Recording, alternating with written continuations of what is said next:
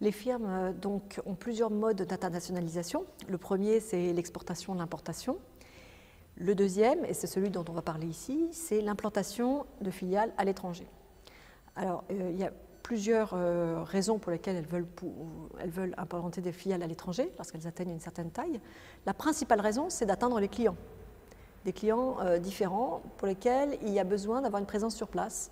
On peut penser à un circuit de distribution, du service après-vente, ou des entreprises, des filiales de production quand le produit est pondéreux, ou bien même des filiales de développement pour adapter le produit au marché local. Donc ça, c'est la première raison et c'est la plus importante en fait. Après, il y a d'autres raisons naturellement qui sont plus liées à aller rechercher des facteurs de production qui ne sont pas présents sur le territoire d'origine. Alors on peut penser aux matières premières et à l'énergie. Si vous êtes une entreprise d'extraction de pétrole, bon, c'est sûr que vous allez plutôt vous implanter là où il y a des champs pétrolifères. Mais il y a aussi la recherche éventuellement d'une main-d'œuvre bon marché pour pouvoir abaisser les coûts et donc délocaliser des segments de la chaîne de production qui ont peu de valeur et donc vont pouvoir baisser les coûts pour l'entreprise qui ensuite va réimporter ces segments, les pièces détachées, il va les incorporer dans le produit final et mettre sa marque qui va donner de la valeur ajoutée. Donc ça, c'est la deuxième raison de l'implantation des entreprises à l'étranger. Alors après, il y a une troisième raison qui est plus de l'optimisation, implantation de filiales pour délocaliser le bénéfice ou filiales qui vont financer d'autres filiales de manière à faire apparaître un bénéfice dans un pays où la fiscalité est basse. Donc ça, c'est un motif qui peut être relativement important pour des entreprises déjà d'une grande taille.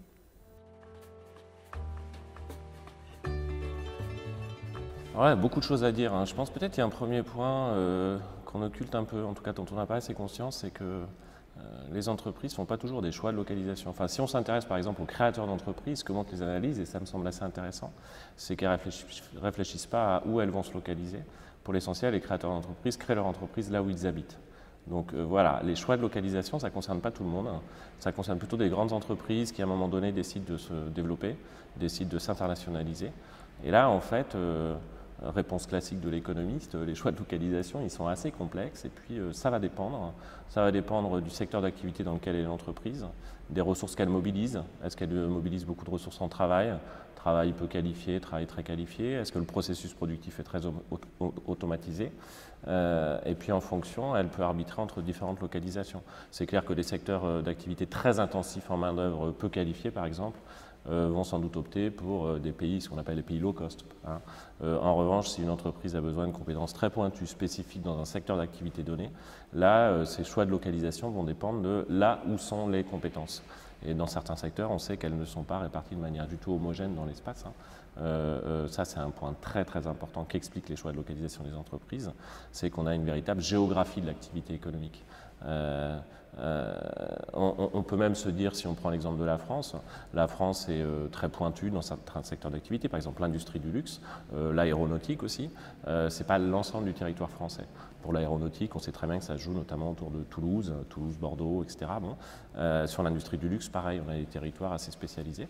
Et ça peut inciter les entreprises, françaises ou étrangères, à s'implanter là où elles ont besoin des compétences, quoi.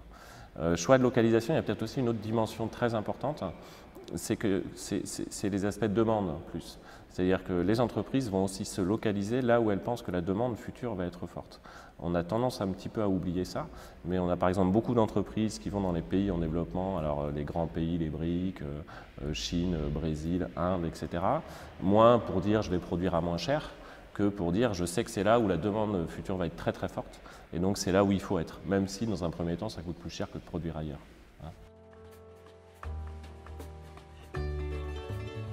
On voit se développer partout des agences qui sont censées favoriser l'attractivité vis-à-vis des entreprises étrangères, notamment en France. On se bagarre entre les territoires pour attirer les entreprises. Moi, ça me semble économiquement parfois assez peu optimal, on va dire, dans le sens où c'est un peu une course aux armements, quoi. Au fur et à mesure du temps, on s'aperçoit que chaque région française, par exemple, a son agence. essaie d'attirer des entreprises étrangères et on surenchérit sur ce que peuvent proposer les autres régions pour arriver à attirer en France et dans telle région plutôt que dans telle autre. Et finalement, des dépenses que faisaient avant les entreprises privées pour prospecter et choisir une région, c'est la puissance publique qui le prend en charge. Et bon, on se dit, c'est un peu un jeu à somme nulle, hein, parce que si on regarde un peu, par exemple, les projets étrangers qui s'implantent en Europe, si on regarde combien la France en accueille, l'Allemagne, le Royaume-Uni, en fait, on s'aperçoit que tout le monde accueille à peu près chaque année la même proportion, enfin, ça ne bouge pas avec le temps, quoi.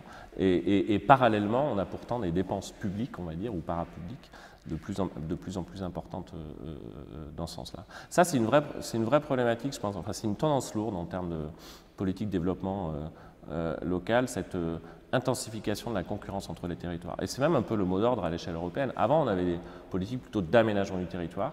Maintenant, le mot d'ordre, c'est concurrence territoriale, compétitivité territoriale, attractivité des régions. Ça occulte un peu tous les processus qui traversent les territoires. Et je trouve que ça minore l'importance des processus collaboratifs et coopératifs entre les territoires.